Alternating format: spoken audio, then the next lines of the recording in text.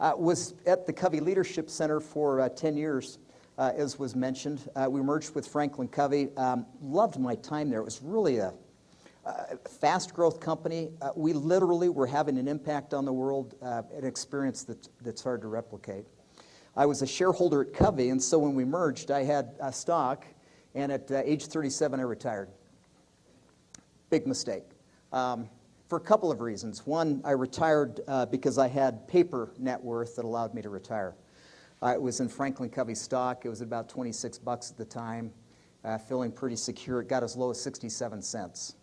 Got down to $10 before we could even sell, and so the whole world changed. But I learned two things on that. One, just because you can retire doesn't mean it's a good idea. I just learned, and I day traded for a while too. That was a disaster as well. And what I found out about myself is I've got to be engaged in doing something. And I think many of us dream about, and me, I did as well, dream about, boy, if I had enough money, boy, I'd kind of relax, I'd go do things, I'd maybe read on a beach somewhere. And I thought I would be that kind of person, found out I wasn't. And so, because financially I had to get back in the game, and because personally I didn't enjoy, being retired, I unretired. And I joined an organization, then ultimately started this in 2002, so it's been about 10 years now. So that's been kind of my quick path with that. Now, this is the Dow Jones Industrial Average over about the last 5 years, 10 years, almost 15 years, 2007 to 2000, and about to where we are today. This is the Great Recession that we've just experienced, and we're still trying to come out of. The bottom of that was March of 2009. Here's where the Dow Jones is about today. So you can see the start, the dramatic drop. And most people remember how tough this Great Recession has been, and we're still feeling the effects of that. I started my business right here. It was in 2002. It was after 9/11, war in Iraq. This was a tough time to start a business. I went from being an executive of a company to making cold calls by myself in an office, picking up the phone and smiling and dialing. I got to tell you, it was a rough couple of years in this startup. I didn't take a paycheck for about 2 years. I put probably about $200,000 of my own money in the business. And it wasn't until the end of about year 2 where we really took traction. I was lucky to get through that. There was probably many times that I really wondered, had I made the right choice? Especially as I sat in there cold calling, smiling and dialing. After in my career at one point I think I had a couple thousand people that I was responsible for, $100 million. And I was back to making cold calls. Boy, that was a humbling experience. In the end, it was a great experience for me, because now that our company is doing pretty well, I genuinely appreciate the success this time around. When I got it earlier, I don't think I appreciated it. It came kind of quick. I was kind of young. But having to go through and start a business and go through the challenges of that, I think really shaped a lot of how I feel today. I feel genuinely grateful to be able to pay my bills.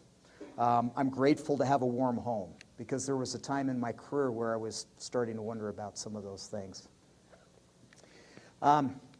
So let me tell you a little bit about our company.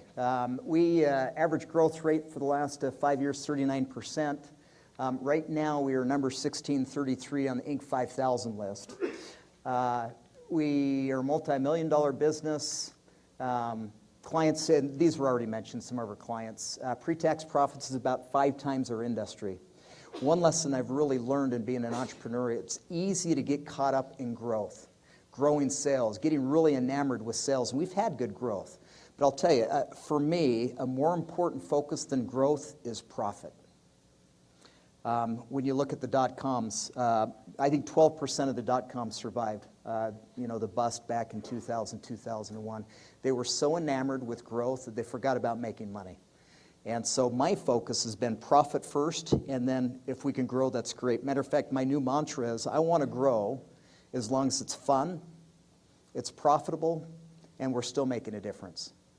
If those aren't happening, if it's not fun, if it's not profitable, it's not making a difference, I'm not interested in growth. And so I think there's a mindset with many entrepreneurs, many companies, we're going to grow at any cost. I'm kind of in a different place than that. Now, if you're a public company, if I sold my company to investors, I'd have to rethink that whole strategy. So one of the things about, I own 72% of my company, I have the right to decide how fast we're going to grow.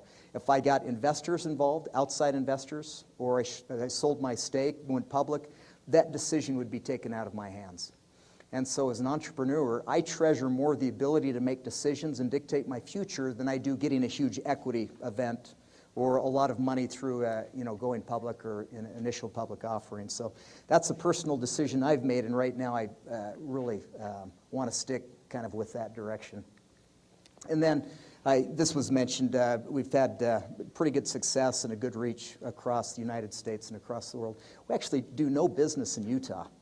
Very little. We've done a couple of small things, but we work primarily with Fortune 50, 500 companies, and there just aren't.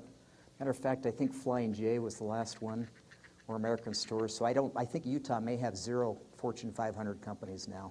So we do a lot of work, and Dallas has a huge number of Fortune 500. Southern California, New York area, Atlanta has a pretty good bunch of those as well. So anyway, that's a bit about the company. Our book will come out March 1st. That's been about a 3 or 4 year effort. We hope that this will help bring credibility to the company and kind of put us on the map. Title, Seeing the Big Picture, and it's really helping people understand how their company makes money, which, matter of fact, is kind of what we do.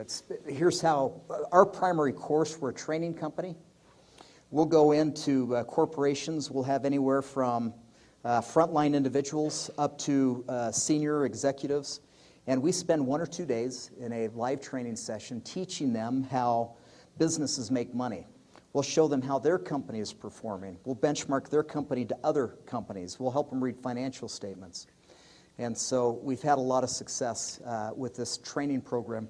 We're now starting to do this training program virtually. So we're doing it online. I've got somebody in the office right now teaching a Cisco class from the phone and the internet. Most of the Cisco classes he teaches are from about 10 o'clock at night to 4 o'clock in the morning because he's teaching primarily Asia on that. So that's kind of the essence of what our company does. We're moving more to e-learning where people can take it self-paced. And so we'll be branching out that way as well. But basically, we help people make better, smarter, faster business decisions by understanding how their company makes money, driving profitable and sustainable growth. Another way to think about it is we try and take the complexity out of business. So let me ask you this question. Grab your voting pad. What % of business startups survive 4 years? What's your sense on that? Survive 4 years. So we're still standing 4 years. All right, your response on that, that's the most common response. It's actually 35%, number 3. But still the odds are against you. 35% make it, 65% don't. So about 1 in 3 companies will survive 4 years. If you go 5 years, of course, the odds drop on that. Another couple of statistics here in addition to that one. Only 28% of their CEOs keep their job more than 5 years. So there's a pretty big turnover in CEOs as well, mainly because they aren't able to cut it. Another one, 70% of merger and acquisition activity does not live up to expectations. Companies are doing it all the time, but 7 out of 10 times they don't pull it off well. They don't meet expectations. So, again, making this case that business is tough. And so what we try to do with individuals is take the complexity out of business. Here's what we experience. Individuals and organizations are functionally brilliant, whether it's sales, finance, marketing, operations. They really understand their role well and do it pretty well. What they don't see is the big picture of how a company makes money. And so that's what we try and do, help people really see that broad picture. I'm in sales, but what can I do to drive our company's financial performance? And we found that especially in this great recession of the last 3 years, the importance of this has taken off quite a bit. As companies have downsized, as they're doing more with less, they need individuals that really are clear on how they are driving company performance. Not just clear on IT, but really clear on how they can impact companies' performance, whether it's drive revenues, lower costs, improve earnings per share. And so that's where we come in. And it's also one of the pieces of advice I'm going to give you at the end, but I'll preempt it now, is that you really got to get clear. You've got to really understand business and have business acumen. We define business acumen as understanding how your company makes money and acting to improve the business results of your organization. All right. Here's what I believe that, why I believe we've succeeded at Acumen Learning here. I think we got 5 or 6 points here. One is hard work. Roll up your sleeves, kind of do whatever it takes to make the company get off the ground.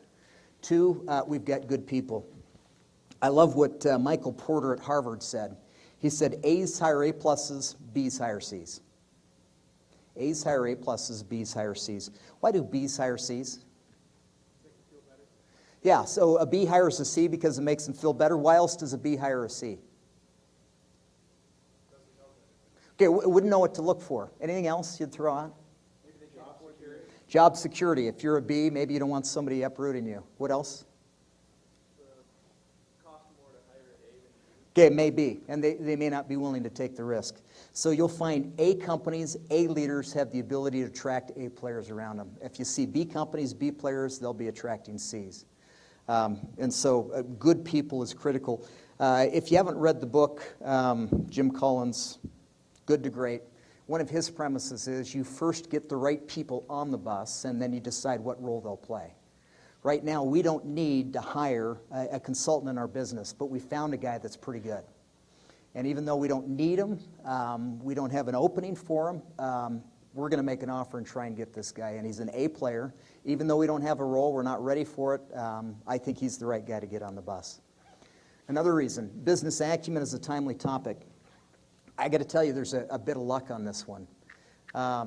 With the Great Recession, we actually had phenomenal growth because companies realized if we've got fewer employees doing the same amount of work, every employee better be really clear on the decisions they make and their ability to improve our company performance, financial performance.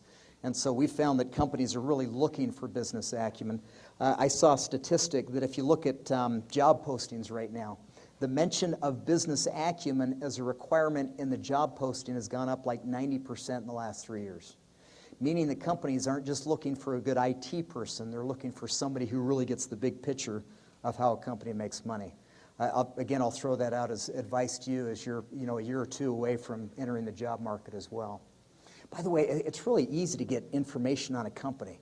When you look at Google Finance or go to any finance website, you write this down, Form 10K. That's what the SEC requires any public company to submit annually, Form 10K. Item number 1 in Form 10K is about a 15-page job description of the company. If I were interviewing with AT&T today, I would go download their Form 10K. I would read item number 1. Take an hour to read those 15 pages.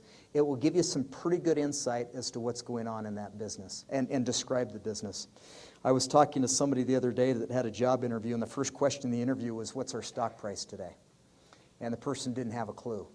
But for me, those things are part of business acumen. It's having a real sense of how a company makes money, how they're performing in the marketplace.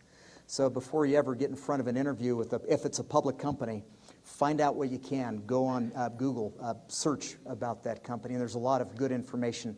And Form 10K can give you a wealth of that information as well.